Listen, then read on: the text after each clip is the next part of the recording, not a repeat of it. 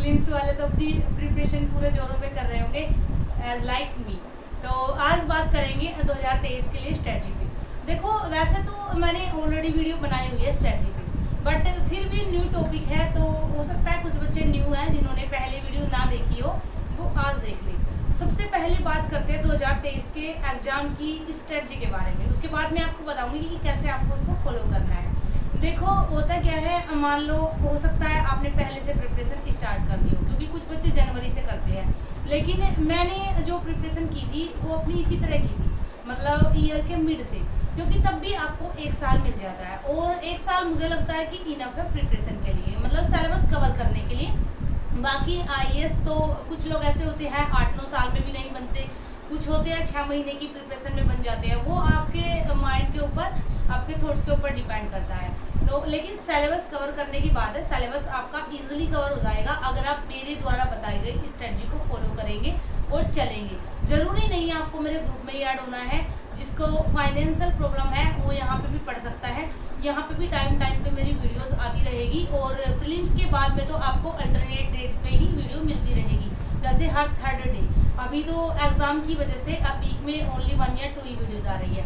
अब बात करते हैं जैसे जिन बच्चों ने अब तक कुछ भी नहीं किया है, जिन्होंने कुछ कर लिया है बहुत अच्छी बात है, लेकिन जिन्होंने अब तक कुछ भी नहीं किया है वो बस ऐसे ही सोच के बैठे हैं कि 23 में एग्ज़ाम देना है, तो उनको अब क्या करना है। सबसे पहले गूगल पे जाओ, सिलेबस का प्रिंट आउट निकलवाओ, कहीं भी आपके आसपास की जो दुकान होगी जहाँ पे फोटो स्टेट होती है वहाँ पे जाके आप प्रीलिम्स का एंड मेंस का सिलेबस निकलवा लो। और फिर मेरी एक वीडियो है ऑप्शनल की तैयारी, ऑप्शनल को कैसे चूज करें। आप अपने ऑप्शनल को सेलेक्ट करें फर्स्ट डे से, क्योंकि ऑप्शनल आपका सबसे ज़्यादा टाइम लेता है और मुझे लगता है देना भी चाहिए, क्योंकि आपका जो स्कोर बनता है ना वो मतलब एक आपका, क्योंकि ऑप्शनल में आपको सबसे ज़्यादा प्यार होता है। मैंने आपको बताया था ऑप्शनल आपका इंटरेस्टिंग के तौर पर होता है। एथिक्स, एसे एंड ऑप्शनल, इन 3 चीज़ को आप अपने लिए बोनस मान के चलें। कुछ बच्चे कई बार मुझसे क्वेश्चन करते हैं कि मैम वो ऑप्शनल हट जाएगा क्या। मुझे जो मैं अपने मन की बात बताऊँ, मुझे लगता है कि नहीं हटना चाहिए, क्योंकि ऑप्शनल आपके लिए एक बोनस की तरह होता है। तो सबसे पहले अपना ऑप्शनल को चूज कीजिए अच्छे से देख के, जो आपको पसंद हो, ना कि भेड़ चाल की तरफ दूसरों की देखा देखी। उसके बाद में आप जाइए सिलेबस का प्रिंट आउट निकलवाइए और ऐसे अपनी टेबल लीजिए। और जैसे यहाँ पे मेरे तो ये टारगेट है, लेकिन आप अपने, क्योंकि मेरे माइंड में सारा सिलेबस है तो इसलिए मुझे अब इतना रिपीटेड वो याद हो चुका है कि ज़रूरत नहीं है। पहले जब हम लोग रहते थे कोलकाता तो मेरी दीवार पे वॉल पे लगा हुआ था। ऐसे ही आप अपनी वॉल पे अपने सिलेबस को चिपका दीजिए। मैंने थर्माकोल की शीट ली थी, आपको थोड़ा आइडिया दे देती हूँ। और थर्माकोल की शीट लगा के उसके बाद पिन जो होती है ना उनसे उस पर लगाए थे। जैसे स्कूल में बोर्ड होता है उस पर बच्चे कुछ भी लिख जाते हैं, कुछ भी लगा देते हैं, ऐसे मेरे पास बोर्ड के तो इतना ज़्यादा हमारा फाइनेंशियली नहीं था कि हम बोर्ड को प्रोवाइड करते। मैंने थर्माकोल की शीट ली थी और उस पर लगाया था। आपको एक आइडिया मिल गया, ऐसे आप लगा सकते हैं। उसके बाद बात आती है सेकंड चीज़, प्रीवियस ईयर क्वेश्चन पेपर की बुक लीजिए। और मेरे पास वैसे ये वाली है, लेकिन ये जब मैंने ली थी तब मैंने प्रिपरेशन स्टार्ट की थी और इसमें जो क्वेश्चन हैं वो 2018 तक ही है। तो मुझे भी न्यू लेनी है, क्योंकि न्यू में न्यू अपडेट आएगा। 2021 के 20 वाले भी एग्ज़ाम आएंगे, तो ये तो पुरानी है काफ़ी, मुझे भी चेंज करनी है। तो ऐसे ही आप बुक ले, पिछले 10 या 15 साल के पेपर्स को अच्छे से 1 टाइम रीड कर जाइए। ओनली रीड, मतलब ओनली आपको देखना है। सेकंड टाइम में आप एक डायरी लेके बैठ जाए। डायरी में आपको क्या करना है, जो मैंने किया था सेम वो आपको बता रही हूँ। डायरी में आपको ये नोट कर लेना है कि 2017 में किस सेक्शन से कितने क्वेश्चन, किस टॉपिक से कितने क्वेश्चन आए, फिर 2018 में कहाँ से कितने आए, 2019 से। ये आपका माइंड प्रोसीजर होता है। देखो मैं जानती हूँ बहुत सारे टीचर्स, बहुत सारे गाइडर या मैं खुद भी आपको ये एनालाइज बोर्ड पे करा के समझा सकती हूँ, लेकिन मुझे लगता है उससे ज़्यादा बेनिफिट आपको खुद करने से होगा।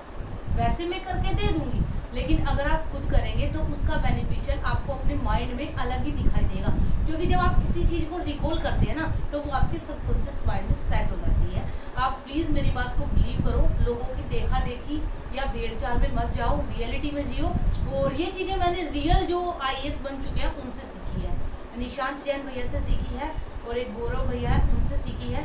तो इसीलिए मैं बोलती हूँ कि खामखा की जो दिखावटी दुनिया ना, जो शॉर्ट में स्टेटस होते हैं, तू देख मेरा इंतकाम देखेगी, इनसे थोड़ा बाहर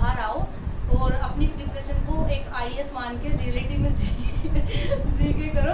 ऐसे ही ये नहीं कि किसी को काम दिखाने के लिए अपनी प्रिपरेशन करनी है। ओके, वो मोटिवेशन 2-4 दिन के लिए ही होता है बस, उसके बाद फिर सारी हवा निकल जाती है जब यूपीएससी का सिलेबस देखा जाता है। तो आपको क्या कर लेना है, उसके बाद में आपको ये देख लेना है कि एनालाइज करना है प्रीवियस क्वेश्चंस का, किस टॉपिक से कितने क्वेश्चन ज़्यादा आते हैं। फिर उसी के बेस पे आपको पहले मोस्ट इम्पोर्टेंट टॉपिक लेके चलनी है। जैसे मान लो उसके बाद में आप एनसीईआरटी उठाओगे और एनसीईआरटी भी आप सेलेक्टिव पढ़ें।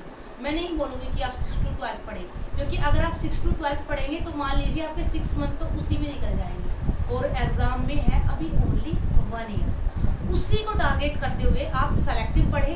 कौन कौन सी पढ़े, इस पे मैंने एक वीडियो बनाई हुई है, डिस्क्रिप्शन में आपको उसका लिंक दे दूंगी, आप जाकर देख सकते हैं। जो मैंने पढ़ी थी, जिनसे मेरे प्रीलिम्स में अच्छे मार्क्स आए थे, 114 मार्क्स कम नहीं होते, तो उसके बाद आप मतलब देख सकते हैं उस वीडियो को।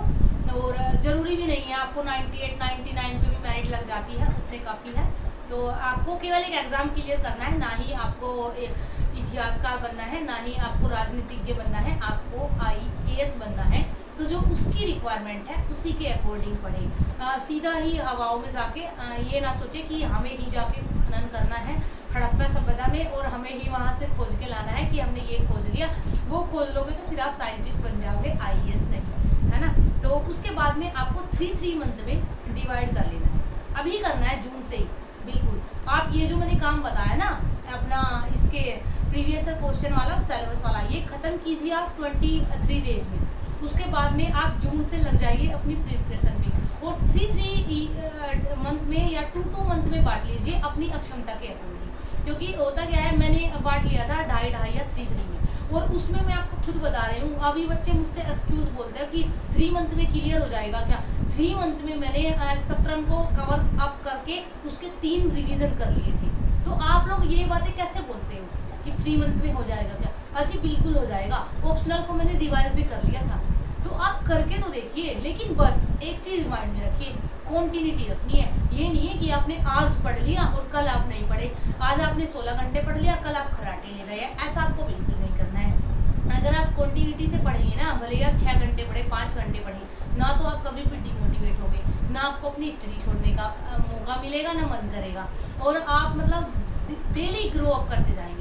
और जब आप अपने डेली के टारगेट्स कवर करते हो, डेली ग्रो करते हो ना, आपको अपने अंदर एक डेवलपमेंट नज़र आता है, तो आपके अंदर मोटिवेशन खुद आ जाता है। आपको किसी मोटिवेशन की ज़रूरत नहीं पड़ती, बिल्कुल भी नहीं पड़ती। मुझे खुद नहीं पड़ी, क्योंकि डेली जैसे जैसे मैं अपने टारगेट कंप्लीट करती थी और फिर बैठ के चाय लेके सोचती थी, तो अंदर से मोटिवेशन आता था कि चल उठ और फिर से लग जा। जितना टारगेट कर लिया, 1-2 टॉपिक एक्स्ट्रा कर दे और दिखा दे कि मैंने एक्स्ट्रा भी कर लिया टारगेट से। तो ये आपके अंदर ये चीज़ होनी चाहिए। ये डेडिकेशन जब आपके अंदर होगा, तब आप एक रियल यूपीएससी एस्पिरेंट होते हो, और तब आपको 1 साल में सिलेबस कवर करने से दुनिया की कोई ताकत रोक नहीं सकती। और जिसको गारंटी नहीं है वो हमारे ग्रुप में ऐड हो जाए, मैं 1 साल में आपको सिलेबस कवर करा के दिखा दूँगी। और मैंने लिया भी यही टारगेट है, और पूरी प्लान स्ट्रेटजी बना दी है बच्चों की, जो कि 6 जून को उनके साथ शेयर की जाएगी। उसके बाद में उनका स्टार्ट किया जाएगा।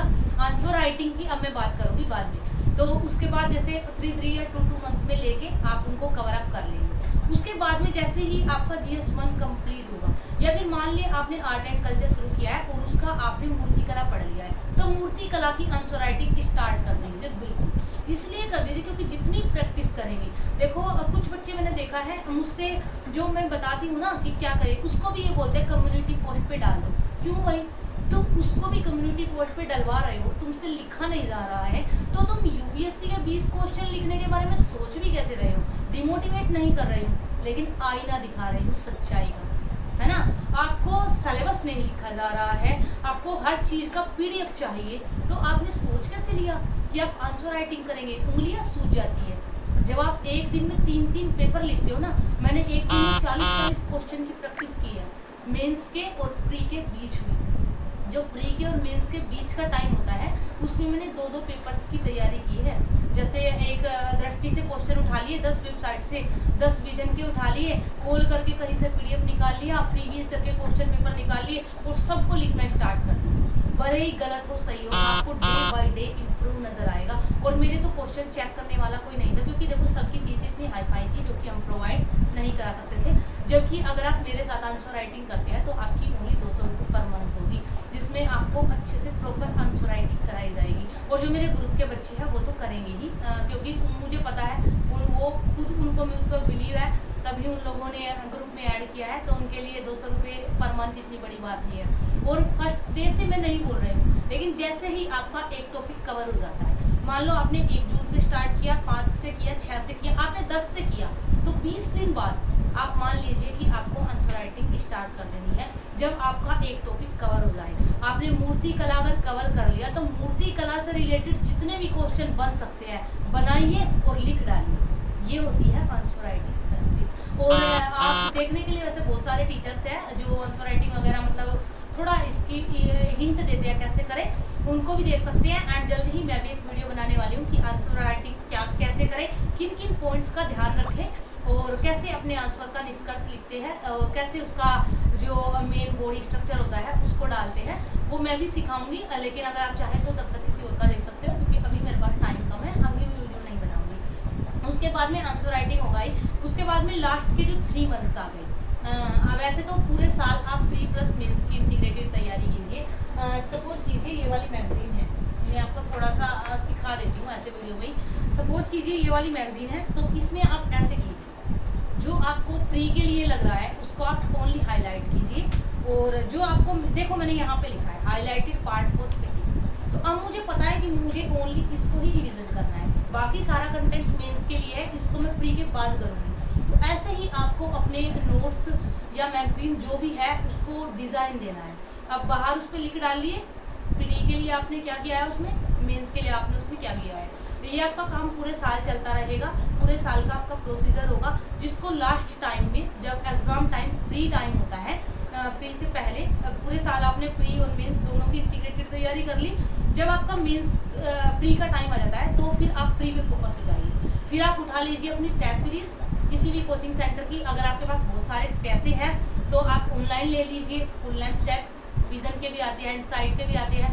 लेकिन अगर आपकी जो फाइनेंशियल सिचुएशन है वो थोड़ी कम है तो आपको ऐसे PDF टाइप में भी मिल जाती है टेस्ट सीरीज, जिनको कि अगर आप में डेडिकेशन है, आप में डिसिप्लिन है, तो आप एक जगह बैठ के खुद कर सकते हो। देखो मैं 4 घंटे लाइव कर रही हूँ, live study Radhika fan group पे, तो डिसिप्लिन आपको वहाँ पे नजर आ जाएगा। अगर आपको देखना है तो 4 घंटे अगर मैं बैठ के अपना तैयारी कर सकती हूँ तो फिर मैं एग्जाम भी दे सकती हूँ, टेस्ट सीरीज भी घर पे दे सकती हूँ। जरूरी नहीं है उसके लिए कि कोई और मुझे खींच के टेस्ट सीरीज कराएगा, मैं तभी दूंगी, तो वो आप कर सकते हैं। उसके बाद में अपनी टेस्ट सीरीज लगाइए, अपना प्रीवियस क्वेश्चन पेपर की बुक को अच्छे से दोबारा से स्टार्ट कर दीजिए और करंट अफेयर कीजिए।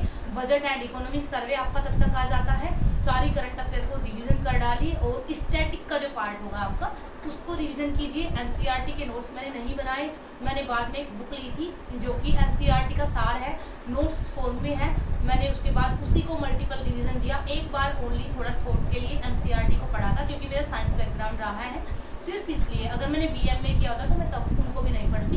तो ऐसे आप पूरे साल अपनी प्रिपरेशन को कर सकते हैं। अगर आप खुद से कर सकते हैं, आपको खुद पे बिलीव है तो करिए। अगर आपको खुद पे बिलीव नहीं है, आपको लगता है कि आप बीच में गिव अप कर देंगे या आप टारगेट नहीं बना पाएंगे अपने डेली के, तो फिर आप मेरी गाइडेंस में मेरे ग्रुप में ज्वाइन कर सकते हैं, जिसका लिंक भी आपको डिस्क्रिप्शन में मिल जाएगा। और उसमें फिर आपको डेली टारगेट्स दिए जाएंगे और डेली उनको कवर अप कराया जाएगा एंड मेरे नोट्स भी उनको प्रोवाइड किए जाएंगे, स्ट्रक्चर फॉर्म में शॉर्ट ट्रिक्स भी उनको बताई जाएगी। बाकी आपकी मर्जी है, अगर आप खुद से कर सकते हैं तो बहुत अच्छी बात है, लेकिन टाइम को बिना वेस्ट किए जो आपके टारगेट है, जो आपके टास्क है, उनको कवर अप कीजिए और फिर मुझे बताना नेक्स्ट ईयर कि आपका सिलेबस 1 साल में कवर हुआ या नहीं हुआ। And now thanks for watching.